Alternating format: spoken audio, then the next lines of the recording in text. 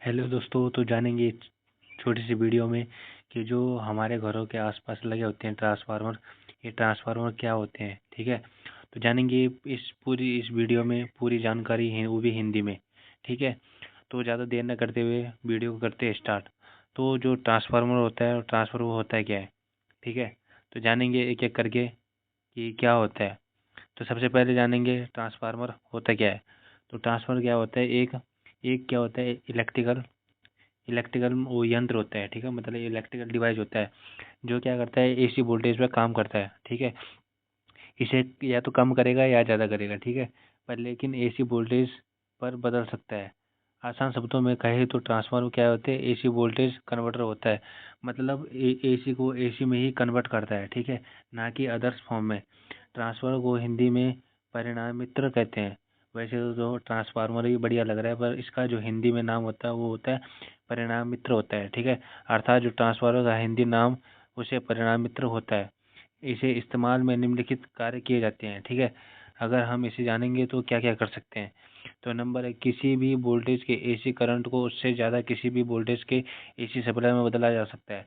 ठीक है, और सपोज हमारे पास ये ट्रांसफार्मर है, ऐसे होता है कुछ, ऐसे मान के चलो।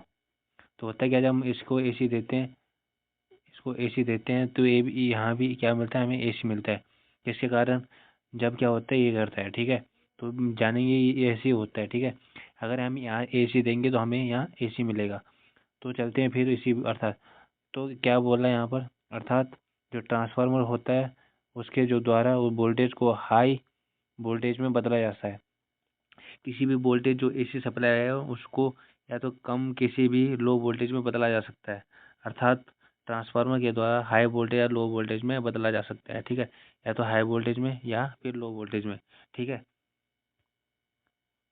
अब अब थोड़ा सवाल आ जाता है कि जो क्या ट्रांसफार्मर डीसी पर कार्य करता है। तो इसका सवाल सिंपल सा सवाल है कि ट्रांसफार्मर की जो ट्रांसफार्मर होता है वो क्या होता है, एसी पर कार्य करता है। ठीक है, ठीक है, अगर हम इसे डीसी पर सप्लाई नहीं कर सकते हैं, जो ट्रांसफार्मर होता है सिर्फ एसी पर ही वर्क करता है। यदि आपने मन में ट्रांसफार्मर के बारे में इस तरह का सवाल हो तो आपके लिए यह बात जान लेना चाहिए जरूरी है कि जो ट्रांसफर होता है सिर्फ और सिर्फ जो एसी पर ही कार्य करता है। ठीक है, इसका जो इनपुट और आउटपुट दोनों एसी मिलता है। ठीक है, इनका आउटपुट एसी और डीसी मिलता है।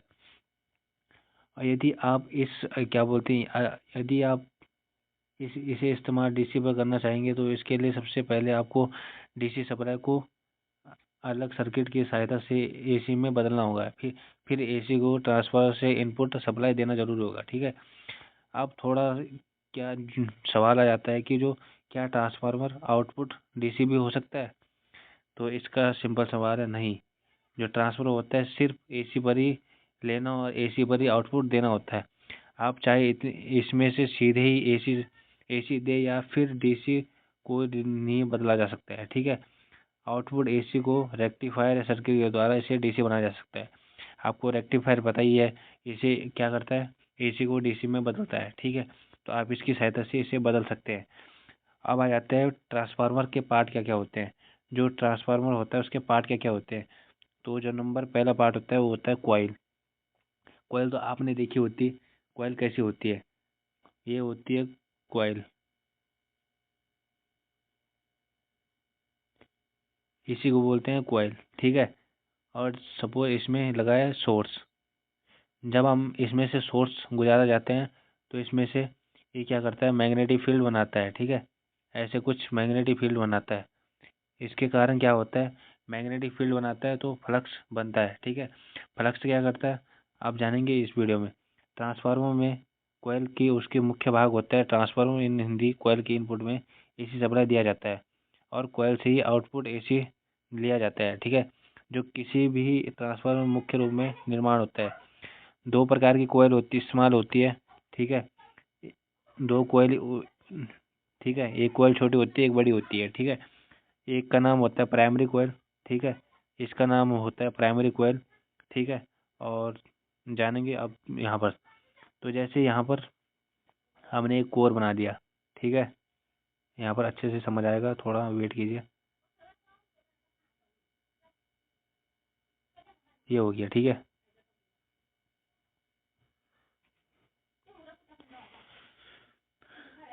अगर हमारे पास लोड सोर्स एस, ये हो गया प्राइमरी और ये हो गया सेकेंडरी, ठीक है। जहाँ हमारे क्या जुड़ा होता है, जहाँ हमारे पास सोर्स जुड़ा होता है उसे हम प्राइमरी कहते हैं, और जहाँ हमारे पास लोड जुड़ा होता है सेकेंडरी कहते हैं, ठीक है। यहाँ से हम सप्लाई देते हैं और मैग्नेटिक फील्ड बनाते हैं, मतलब फ्लक्स बनाते हैं। फ्लक्स इस कोर के माध्यम से जाती है, ठीक है, और इसको कट करती है, ईएमएफ उत्पन्न होता है और लोड को वोल्टेज मिलता है।